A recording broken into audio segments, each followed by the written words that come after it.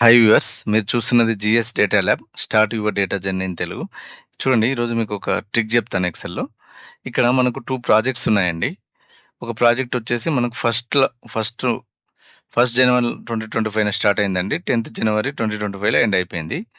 Second project వచ్చేసి మిడిల్‌లో అండి. 5థ్ రోజు స్టార్ట్ అయిపోయింది. 15థ్ రోజు ఎండ్ అయిపోయింది. ఈ 2 ప్రాజెక్ట్‌ల మధ్యల మనకు ఎన్ని డేస్ ఓవర్‌లాప్ అయ్యాయి?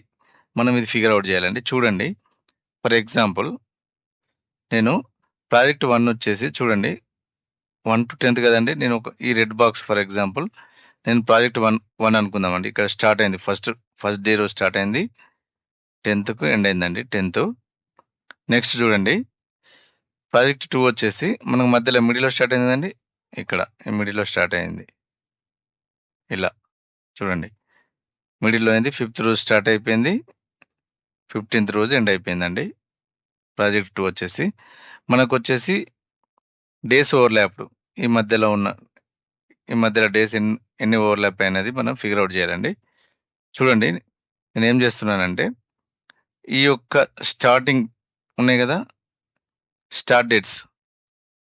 ఈ స్టార్ట్ డేట్స్ వచ్చేసి maximum of starting dates minus చూడండి, ఈ మినిమమ్ ఆఫ్ ఎండ్ డేట్స్ తీసుకుంటున్నానండి. మనకు మిడిల్‌లో ఓవర్‌లాప్ అయిన డేస్ వస్తాయి. చూడండి, for example is equals to నేనేం చేస్తున్నానంటే మినిమమ్ ఆఫ్ ఈ ఎండ్ డేట్స్ రేంజ్ మొత్తం తీసుకోండి. బ్రాకెట్ క్లోజ్ చేయండి.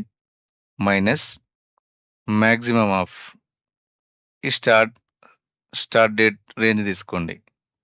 బ్రాకెట్ క్లోజ్ చేసి ఎంటర్ ప్రెస్ చేసేయండి. చూడండి, మీకు ఓవర్‌లాప్ డేస్ వచ్చేస్తాయి. సో, ఇలా మీరు ఫిగర్ ఔట్ చేయొచ్చండి. సో, థాంక్ యూ అండి. For more tricks please subscribe GS data lab. Thank you.